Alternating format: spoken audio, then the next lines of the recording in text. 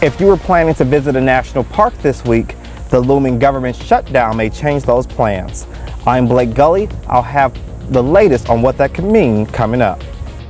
Plus, Newton County sues the Missouri State Tax Commission, a fight over forcing higher property assessments. And no phones from bell to bell. Find out if students in Northeast Oklahoma are fighting less and focusing more without their devices. The 4 states' most watched news starts now. With less than 2 hours until the midnight Eastern time deadline, Congress appears headed for a government shutdown. This is KOAM News. I'm Tanya Bach.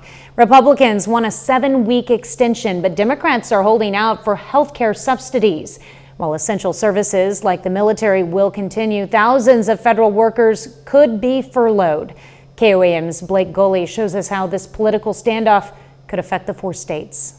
If Congress fails to reach a deal by midnight, many federally funded programs in the 4 states will continue for now. Essential employees like TSA agents and air traffic controllers will still be required to work. Programs like SNAP and WIC will remain funded temporarily, but uncertainty grows as the shutdown deadline approaches. Here at the George Washington Carver National Monument, a government shutdown could close the gates. Without a passed budget, most national park staff are furloughed, leaving parks like this one without people to keep it open. This shutdown will be really extremely difficult for me personally, as well as I think the U.S. citizens, because these are, for the most part, free for most people to come into. And, you know, we take away that access to information and about our history and culture. And I think that's extremely saddening to me because we must know our history. Missouri Congressman Eric Burleson places the blame on Democrats. In a statement, he said most Missourians will not experience a significant impact from a government shutdown. Social Security, Medicare, Medicaid, and essential public safety services will continue. House Republicans passed a clean continuing resolution to keep the government open, but Democrats are blocking it while demanding $1.5 trillion in new spending. Democrats, meanwhile, argue the funding is necessary to extend health care programs and protect essential services. Reporting in Joplin, Blake Gully, KOAM News. Social Security, Medicare, and Medicaid are still distributed during shutdowns, but there could be some slowdowns. Well, Newton County joins 5 other counties in a legal battle against the Missouri State Tax Commission. This comes after the commission began withholding hundreds of thousands of dollars from counties refusing to comply with its request to raise property values by 10 to 15%. Now, the commission says Newton and dozens of other counties assess property below market value, violating state law. When a handful of counties refused to comply, the commission withheld assessment and maintenance funds, and the lawsuit claims the commission's actions are outside of their authority. The counties want the court to block the commission from enforcing the changes and withholding state funds. We'll have more on the lawsuit in our next half hour. Auto repair shops across the region report rising costs for quality parts due to tariffs. As of May 3rd, vehicle parts face reciprocal duties under U.S. Customs and Border Protection rules. Parts from Germany and Japan now carry a 37.5% tariff rate, while South Korean parts face 27.5% duties. Shop owners say they're seeing more counterfeit and low-quality parts that could damage vehicles. Most of the chips especially, and really it's going to take them time to ramp up if and when we ever do make that here in the States, but all of that is coming from overseas, and these cars will not tolerate poor or lower quality tolerances. So you've got to make sure that whatever you're getting is going to play nice with the car in order to make sure that it's actually fixed.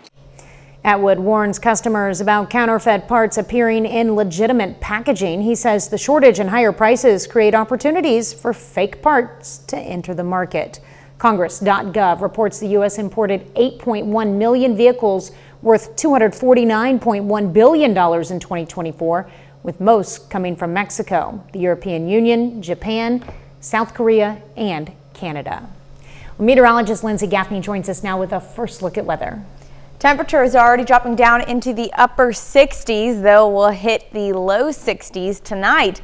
We still have quite a few clouds in the area. That's going to keep us a couple of degrees warmer tonight as we go through the rest of the overnight hours and into Wednesday morning. Those clouds do start to clear once we get a little bit closer to the morning hours. Now we're also going to see temperatures down in the low 60s to start. Some of us, Columbus, getting down to 59, Nowata, Veneta, Grove, Jay, so a little bit further south, just up to the upper 50s. Unfortunately, it's not going to be long-lived. The next couple of days are really heating up. We're going to be in the upper 80s, for our high tomorrow. A lot of sunshine returns, and the next couple of days are lows in the mid 60s and our highs in the upper 80s. I'm going to have those details coming up. All right, thanks, Lindsay. Coffeyville, Kansas community is mourning the death of a teen, a victim in a crash involving a high-speed chase. It happened Friday afternoon at the intersection of East 8th Street and Patterson Boulevard. Authorities say 15-year-old Serafina O'Connell died at the hospital from injuries she suffered in that crash. Investigators say the crash happened as police were chasing a northbound Jeep. The chase began in Oklahoma before crossing into Kansas. The Jeep failed to yield at a stoplight and crashed into an SUV, causing both vehicles to overturn. O'Connell was a passenger in that second vehicle. Now, Kansas prosecutors today charged the Jeep driver, Tanisha Mayberry, with murder in the first degree and the commission of a felony. Oklahoma charges against Mayberry include assault and battery on a police officer, endangering others while eluding policy, and larceny from a retailer. The passenger in the Jeep, Cortez Wasan Jr., is charged with larceny of merchandise from a retailer and obstructing an officer in Oklahoma. He's facing drug-related charges in Kansas. You can find more on this case on our website, KOAMNewsNow.com. All Oklahoma schools have moved to a bell-to-bell, no cell phone policy. This means no phones at lunch, no phones between classes. KOAM's Ty Parks takes us to Miami to see how the students are doing without the distraction. With that sound, all phones in Oklahoma schools must be turned off and stored in a bag. The new state law requires all cell phones to be put away from the time of the first bell to the end of the school day. This is a policy that Miami schools was considering. In our junior high, we hadn't allowed students to have their cell phones at all. But then once they became sophomores, we had allowed them to start having them at lunch and in between passing periods. So we had talked about the possibility of just, let's not give them back. Without the distraction of cell phones, there has been some changes in how students interact. In class, I think we're seeing a lot less distractions, more focused learning on academics, which is a good thing. They still are one-to-one with Chromebooks, so they have the technology that they need. I know at one point that was kind of the argument for having cell phones, is that connection to technology. One notable change is there is less drama. From the discipline side, some of those pieces are people texting things to each other, and you can't see emotion with a text. And so we're having more face-to-face conversations, people engaging with each other a little bit better. They're starting to relearn body language and context clues all over again. I think this has allowed kids to be kids again. They're talking to one another, they're engaging in ways that they haven't in a long time. Actually, when you go into the lunchroom, they're actually having conversations, and that's what we want. We want kids to be able to communicate and to be able to make connections outside of technology. In Miami, Ty Parks, KOAM News. In the event of an emergency, the law does allow for the schools to give an announcement allowing students to use their phones to contact their parents. Well, coming up, a government apothecary. Could the White House become your new pharmacy? The Trump administration announces a plan to sell prescription drugs directly to consumers. I'm Connor Hansen in New York. I'll have the details coming up. And later, new technology is transforming school buses, how AI can keep your kids safer on their ride to school. KOAM Plus, always on. Now. Could the White House be your new pharmacy? President Trump is slapping his name on a new direct-to-consumer option for prescription drugs. And let me switch this. All right, Lindsay is next with a complete look at the forecast when we return. Culture and Spiva Center for the Arts. It was a cloudy day today. We had some pretty warm temperatures even for the last week. Now, today, thanks to the clouds, we were a couple of degrees cooler, but we're going to be a couple of degrees warmer because of those clouds as we head into tonight. Now you can see, taking a look downtown Joplin from the Cornell Arts and Entertainment Complex, it is still a nice night regardless of the above average temperatures. We're dropping down into the upper 60s now for most of us. I mean, it's going to take a while to get down to the low 60s, but we're really only dropping down to about 60, 61, 62 degrees, with the high as we head into Wednesday getting to the mid to upper 80s, so a few degrees warmer than today, hitting about 86 degrees. Now, a lot of the clouds are out. A few more are going to be popping up overnight, but really that's all we're going to be watching out for even for the next week. We've got nothing going on other than these clouds today, and that was due to this little short wave. We've got a short wave trough. That just means that it's not really connected to our jet stream, so there's nothing really driving it, which resulted in a few clouds, but no rain chances with that. Then we go back to a high pressure system over the next week. That just means we're back to a warm up and very calm weather. So as we head into Wednesday morning, again, dropping down to the low 60s, 61 in Joplin, 62 in Nevada, 59 Yates Center and Miami, so not too bad. We do have a southeasterly wind as those clouds all clear out, so it's going to be a very sunny day for us on Wednesday as well. By noon, we're already getting into the low 80s across the board. 86 in Joplin, Nevada, 84 in Parsons, Miami, Veneta, 82 down there in Bella Vista, 80 in Monette, not too bad. Few clouds in the afternoon, but overall just a fantastic day. Again, a little bit warmer than average. By Thursday morning, again, low 60s with another high getting into the upper 80s. Now, through mid-morning, we could see some isolated rain chances in our far western counties, further towards Wichita, not really hitting our area, but it's something we want to keep a watch on in southeastern Kansas. We could get a couple of isolated showers if we're lucky. Now, you can see temperatures for the high: 88 in Joplin, 86 in Miami, 87 in Parsons. So we are going to get pretty hot for the next couple of days. Sunshine returns, though, as we head into Wednesday all the way through the start of next week. So we've got a very long stretch of sunny skies. By tomorrow and even into Thursday and Friday, we're going to be in the upper 80s. All week and into next week, we're going to be above average, but these temperatures are nearing record highs for this time of year as we're heading into October. And we also have little to no rain chances through the start of next week. Again, not until Wednesday, where we could see some isolated storm chances. Temperatures return closer to average by Monday, back in the low 80s, but we should be in the upper 70s. So it is still going to be abnormally hot for this time of year. It doesn't quite feel like October, even though we're heading into October tomorrow. And rain chances are slim to none in this part of the area right now. I'm ready for fall. Me Actual too. Fall temperatures. I want to break out my sweaters. I'm ready for it. It would be nice. It would be. Maybe put on, I don't mind putting on a rain jacket either. We can do that. I'll work on it. All right, thanks, Lindsay. Well, 99% of people who had a heart attack, stroke, or heart failure have warning signs ahead of time. That's according to a new Northwestern University study that finds key risk factors almost always precede cardiac events.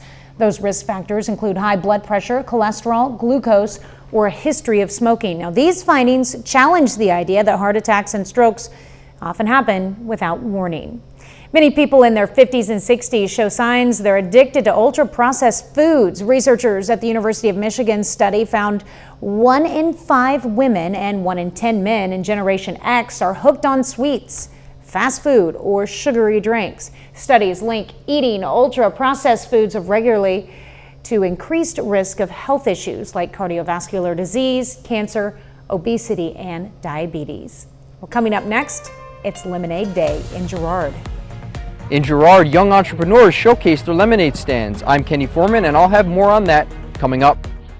60-plus bands perform at the 9th and help our mission. Young entrepreneurs in Girard sold lemonade today at the Girard Farmers Market. It was the finale of a program put on by the K-State Research and Extension's Wildcat District. KOAM's Kenny Foreman shows us how the kids turned lemons and a small bank loan into a successful learning experience.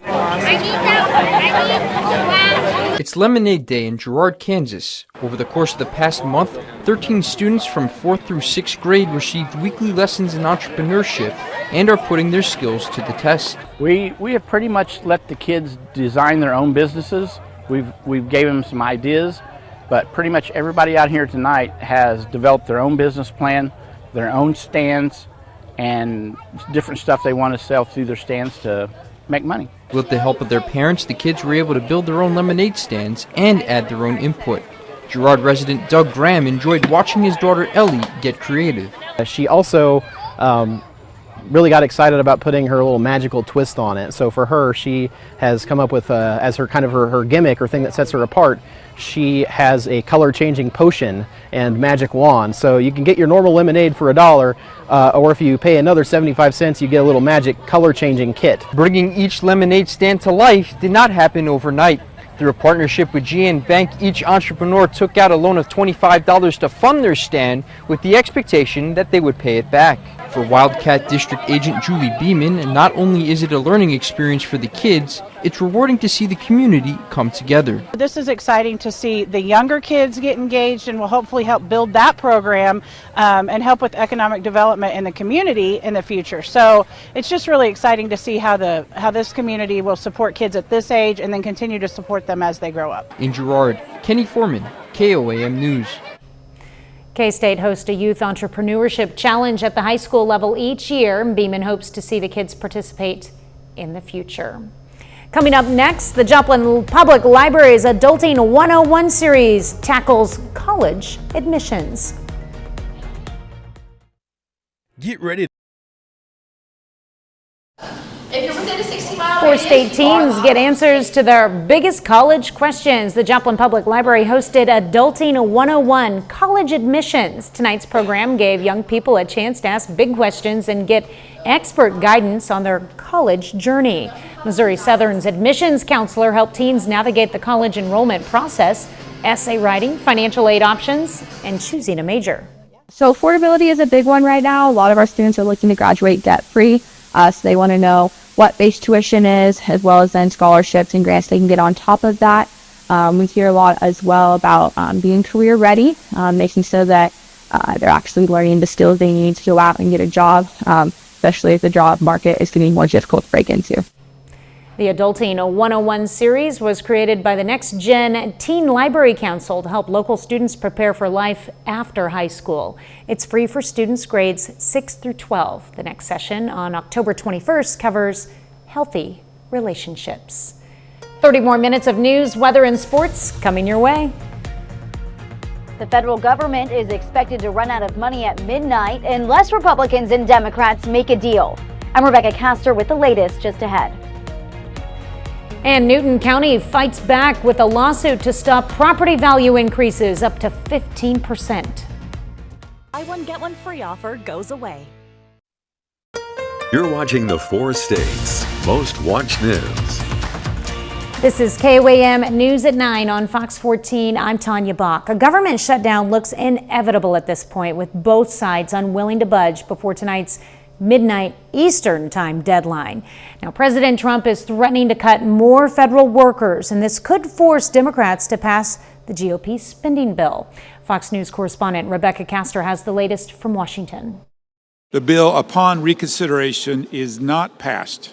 After 2 more Senate votes that failed as expected, the government is on a fast track to shut down at midnight, and the blame game is on. Now, Republicans have until midnight to cut the garbage and get serious with us about solving the health care crisis. The American people should not suffer the costs and the consequences of a Schumer shutdown because he is politically toxic in his own party. Republicans want to pass a 7-week extension that keeps the government running at current levels, but Democrats are holding out for health care subsidies set to expire at the end of this year. We are absolutely determined that this ticking clock will not deter us from saving American healthcare. Literally, it's about real lives. If you want to have a debate on healthcare, we can have a debate on healthcare. You don't hold the government hostage over that. That's exactly what they're doing. Essential services like the military and air traffic control will stay up and running, while federal workers will feel the brunt of a shutdown.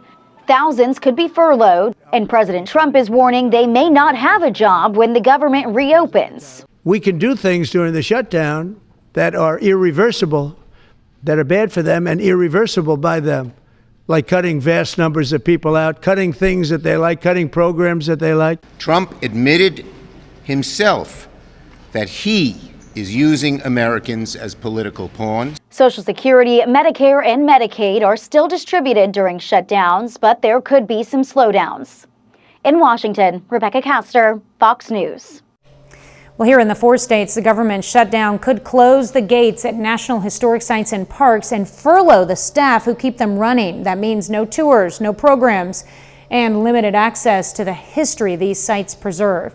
And for some, losing access to these spaces carries a deeper impact. Shutdown will be really extremely difficult for me personally, as well as I think the U.S. citizens, because these are, for the most part, free for most people to come into. And, you know, we take away that access to information and about our history and culture. And I think that's extremely saddening to me because we must know our history. Missouri Congressman Eric Burleson places the blame on Democrats, saying in a statement that House Republicans passed a clean, continuing resolution to keep the government open, but Democrats are blocking it. Well, Newton County joins 5 other counties in a legal battle against the Missouri State Tax Commission. This comes after the commission began withholding hundreds of thousands of dollars from counties refusing to comply with its request to raise property values by 10 to 15%. KOAM's Samantha Walker breaks down the lawsuit. The Newton County Assessor's Office is one of 80 informed by the Missouri State Tax Commission they were out of compliance with state law. The commission said they needed to raise property assessment values by 10 to 15% across the state. The commission also sent equalization orders to non-compliant counties like Newton, asking assessment officials, the Board of Equalization, and the county clerks to increase their assessments. When the county assessor refused to raise them by that amount, the commission voted to withhold assessment maintenance funds. Now Newton County is joining 5 other counties in a lawsuit against the commission. Court documents state the proposed increases are arbitrary and not based on accurate data, and will negatively impact taxpayers' abilities to stay in their homes. It also says the commission's actions are in excess of their statutory authority. The counties are asking the court to block the commission from enforcing the changes and from withholding state funds for noncompliance. KOAM reached out to the State Tax Commission regarding the lawsuit. In a statement, their chief counsel says, contrary to the assertion that the State Tax Commission has exceeded its authority, the commission has taken the action which state law requires it to take in counties that assess property below market value. He says most counties have complied with assessment requirements. For those who have not, state statute requires the commission to withhold assessment funds and to issue equalization orders. The commission says they want property owners to know that assessments are just the first part in the process of setting tax levies. Quote, no matter how much assessments may increase in a single year, Missouri's Hancock Amendment was intended to limit the actual increase of one's property tax bill. Reporting in Newton County, Samantha Walker, KOAM News. Case management conference for the lawsuit is scheduled for November 11th. You can read the full lawsuit on our website, KOAMnewsnow.com. Lindsay's next with a complete look at your forecast, and later, school buses get a high-tech makeover. See how AI cameras can now watch drivers and protect special needs kids.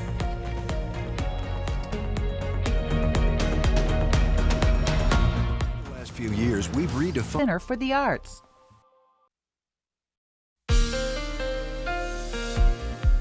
Above average temperatures continue, just as we saw today, through the next week. Now, taking a look outside downtown Joplin from the Cornell Arts and Entertainment Complex, we do have some clouds tonight that keep us a few degrees warmer than we should be this time of year. Now, We're already in the low 70s, upper 60s as we head into this evening, but temperatures will be dropping down to the low 60s, hitting just about 60, 61, 62 by early morning on Wednesday. Now our high for the day getting back up into the mid 80s to even pushing into the upper 80s, 86, 87. We're going to have some warm temperatures that continue for the next couple of days, but that's really the only thing we've got going on other than these clouds through tonight that are pushing out to the east. We're back into a high pressure system. You can see how the winds lift just a little bit, and that's going to be moving over our area over the next several days. So we're going to see a gradual warm up yet again, where temperatures today low 80s. Over the next several days, every day gets a couple of degrees warmer. So as we head into Wednesday morning, 61 in Joplin, a few of us still 59 in Yates Center, Miami. We are still going to see some cooler temperatures, at least through the early morning hours before we heat up for the day. By noon, we're already in the low 80s, and then the high for the day, again, getting into the mid to upper 80s. 86 in Joplin, Nevada, 84 in Parsons and Miami Bonita. We have a few afternoon clouds, but other than that, nice southerly breeze, so we stay pretty warm. Heading into Thursday, you can see we had a couple of isolated storm chances in our far western counties. Those are going to be closer to Wichita, but we can't rule them out, moving a little bit closer to southeastern Kansas. So we want to watch out for that. But the rest of us are going to be sunny skies, completely warm, with temperatures hitting the upper 80s. 88 in Joplin, 86 in Miami, 87 in Nevada. Monette is still relatively cool, but still above average for all of us. Now, again, we are seeing a lot more sunshine over the next couple of days. Today was our last cloudy day, so we get a lot of sunshine, warmer temperatures above average, even on our cooler days, and even in the mornings it's going to be well above average. Now Thursday, Friday, and Saturday will be in the upper 80s, so it is going to be extremely high temperatures there, and little to no rain chances until we start next week. So we've got a very long dry spell going on here until Tuesday. We could see some isolated storms there moving in Wednesday, Thursday, and next Friday. Temperatures are closer to average next week, down in the low 80s, but that's still several degrees warmer than we should be in October. So we are having a seasonably warm time right now. Unfortunately, it doesn't quite feel like fall. It's going to be warm for a couple weeks before we start to see the fall temperatures really settle in. You said a couple of weeks. Yes, about 2 weeks. So we're looking into close to Halloween almost. Yes, I mean, we're like I said, next week, low 80s, not too terrible, but we should be in the mid to upper 70s this time of year, so we're going to be warm. I do not like the sound of that. Too many hots up there. Oh yeah, I know. I mean, we like sunshine, but upper 80s, it feels like maybe end of summer more than we're in the middle of fall right now. For sure. All right, thanks, Lindsay. Well, if you're looking for events right here in the 4 states but don't know where to turn, we've got you covered. This handy QR code will take you straight to the events page of our website. Just scan it with your phone and you'll find information on all kinds of family fun events, including plenty of information on fall festivals and spooky haunted houses. It's the events page at KOAMnewsnow.com. Still ahead, the Chiefs are coming off a big win over the Baltimore Ravens, but prior to Sunday's win, one star player puts his family first. We'll have the details coming up. And the Labette County Grizzlies are off to a strong start to the season with a first-year head coach. We'll hear from the team coming up in sports. KOAM. 2025 marks the start of a new era for Labette County football with a new head coach. But despite a fresh face leading the program with different styles of play, the Grizzlies are off to a strong start, even making history along the way. The Labette County Grizzlies have a new man at the helm, a name that is familiar to the community, as longtime assistant coach Bradley Argabright has taken over at head coach. I've known these kids. I've also been the basketball head coach for 7 years, the track head coach for 4 years here.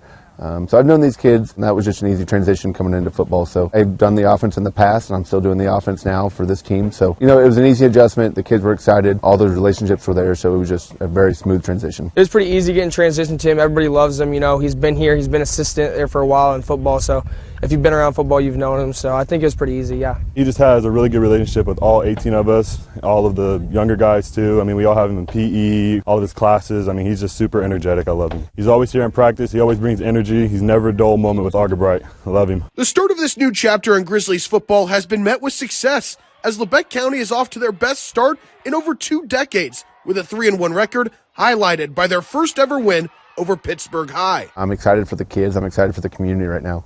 You know, the support right now is tremendous. We've had tremendous support on both of our last home games, and it's just building right now. So it's exciting for not only our football team, but for our community. You know, we beat Pittsburgh for the first time. That was just a huge win for not only our team, but, you know, everyone involved around that. They told me it was 1965 was the first time we started playing, and for us to get that win, you know, in 2025, it is a huge accomplishment for our kids. To get those guys and get them at our home field was really special for our kids. The keys to the Grizzlies' hot start have come from the top, with new offensive and defensive schemes, paired with an emphasis to have the best players on the field at all times. We've done some different things. In the past, we've been primarily in shotgun, and now we're kind of under center. Done some different things defensively, schematically, and then just playing some guys 2 ways. You know, in the past, we've kind of played guys 1 way, and this year we made some adjustments. We're just trying to get the best kids we can on the field to give us the best chance to win on Friday nights. I like playing both sides of the ball. A lot of us do. I think we got probably 8 or 9 guys playing both sides of the ball, and we're just going to put the best at each position because we don't have enough to play, you know, to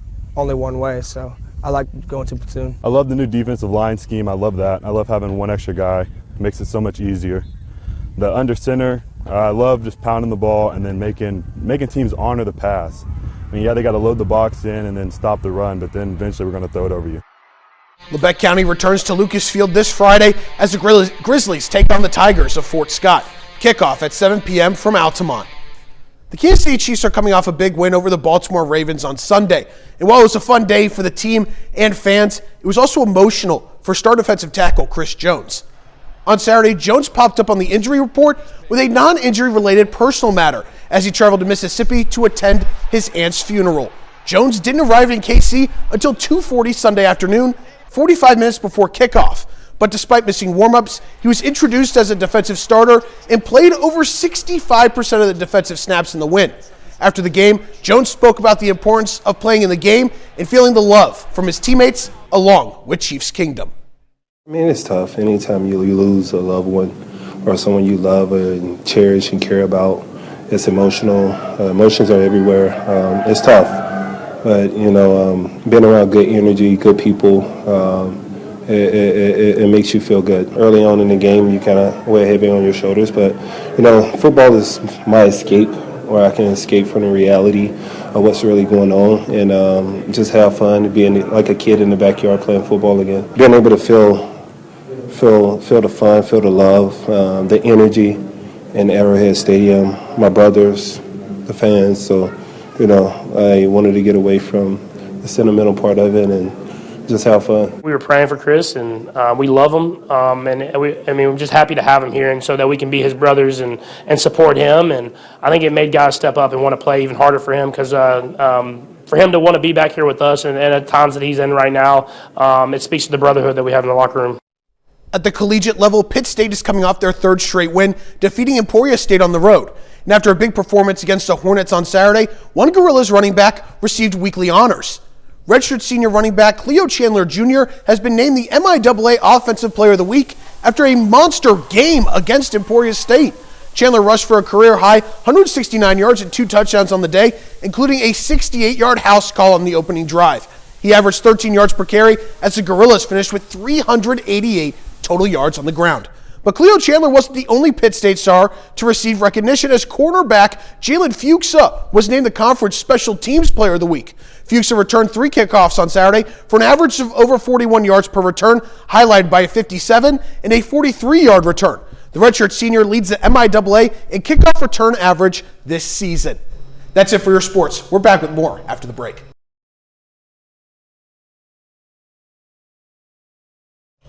When we think of school buses, the words high-tech usually aren't the first that come to mind, but a growing number of transportation companies are flipping the script. Fox's Eben Brown has more in this edition of our Fox on Tech series. It's back to school time, and that means there are almost 500,000 school buses on the roads, transporting more than 25 million students. But a number of recent incidents are raising questions about whether those buses are safe, especially for the most vulnerable kids. Now a growing number of companies are turning to technology like artificial intelligence to make sure transportation for special needs students goes smoothly and safely. An individual that's distracted driving, whether that be a cell phone or even eating, if you can minimize or eliminate that type of risk. Sunrise Transportation is a Chicago-based company using real-time surveillance, AI data processing, and targeted analysis to keep special needs kids safe. Their new fleet of buses includes real-time GPS tracking and 360-degree camera systems for onboard monitoring, and it's all powered by an AI system that can identify issues with drivers and passengers. They can real-time turn on the camera to see if there is an issue and interject and help out if need be. And some say these high-tech buses could become an industry standard, helping to make sure kids get to school safely without compromising personal privacy. The AI cameras are really just focused on the drivers. It's not focused on the students or the children. And so because of that, there isn't any privacy concerns from the school districts. The market for AI use in school transportation is growing quickly. It is expected to be worth $5 billion by 2032. In Miami, Eben Brown, Fox News. Adam Sandler and George Clooney take a European adventure. We've got the details coming up next in Hollywood Nation.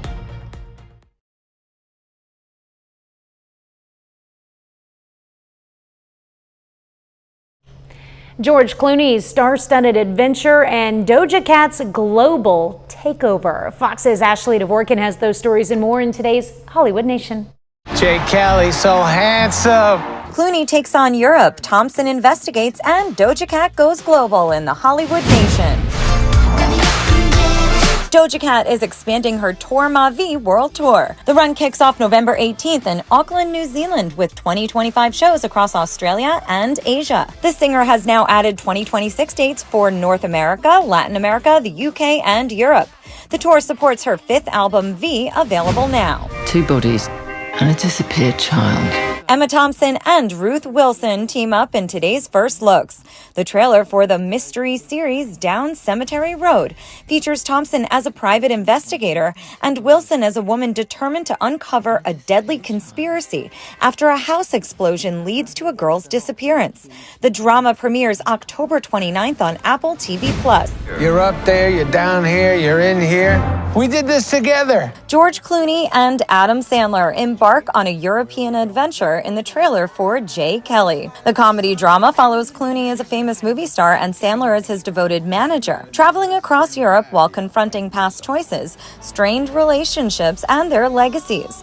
The star-studded cast includes Billy Crudup, Laura Dern, Patrick Wilson, and more. The film opens in select theaters November 14th before streaming on Netflix December 5th. You're Jay Kelly, but I'm Jay Kelly too. In Hollywood, Ashley Dvorkin, Fox News. That's our time for tonight. Thank you for joining us. We're going to leave you with video of the Fort Worth Zoo's first female baby Asian elephant. Have a great night and an even better tomorrow.